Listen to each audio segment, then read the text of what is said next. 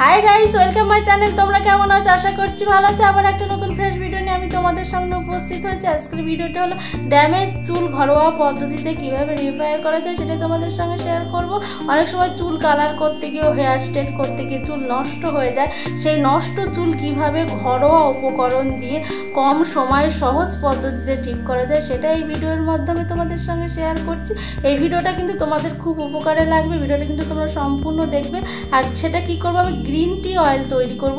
এই green tea অয়েলটা কিন্তু চুলের পক্ষে খুবই উপকারী। শুধু গ্রিন টি নয়, এর সঙ্গে আমি আরও উপকরণ মেশাবো।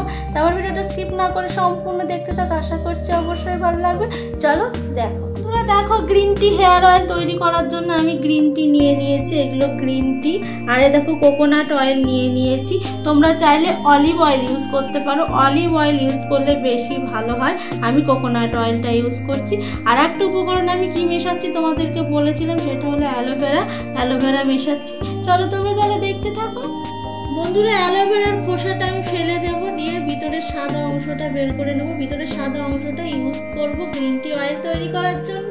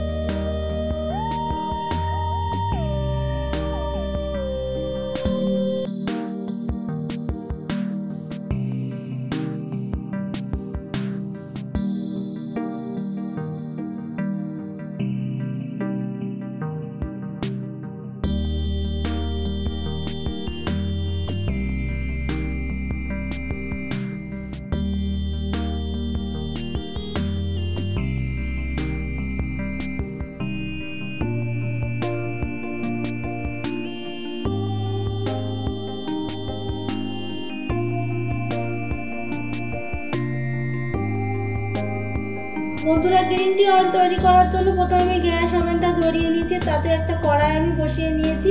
কিছুক্ষণ আগে আমি গ্যাস ওভেনটা ধরিয়েছিলাম। কড়াইটা গরম হয়ে গেছে। এর মধ্যে আমি বাকি প্রসেসিংটা শুরু করছি। প্রথমে আমি কোকোনাট অয়েলটা নিয়ে নিচ্ছি। তারপরে আমি অ্যালোভেরা ও গ্রিন টিটা দিয়ে দেবো। কোকোনাট অয়েলটা একটু গরম করে নেব।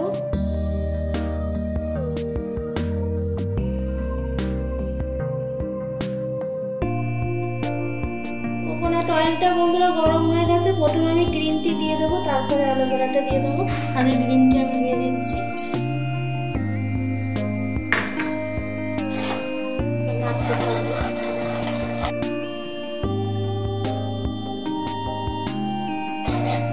এবারে আমি অ্যালোভেরাটা দিয়ে দিচ্ছি।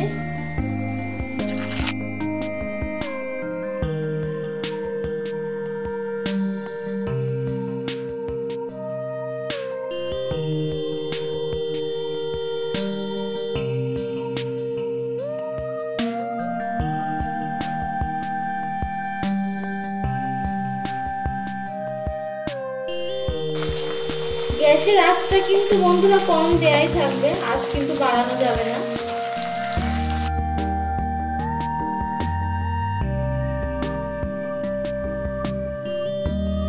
প্রায় হয়ে এসেছে বন্ধুরা, আরেকটু হলে হয়ে যায়।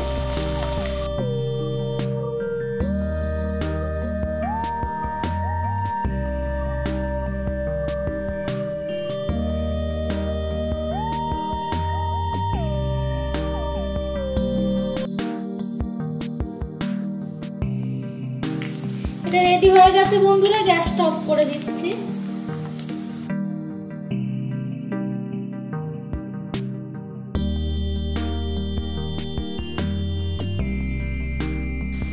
গ্যাসটা অফ করে দিয়েছি।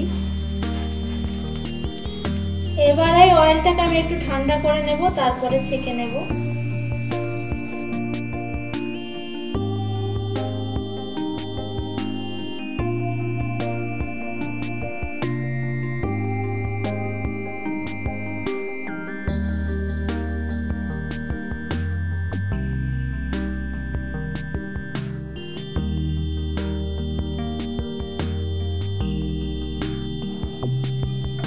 দেখো বন্ধুরা, গ্রিন টি অয়েল একদম ঠান্ডা হয়ে গেছে। প্রথমে আমি এই বাটিতে ঢেলে নিয়েছি, এবার আমি ছেঁকে নিচ্ছি।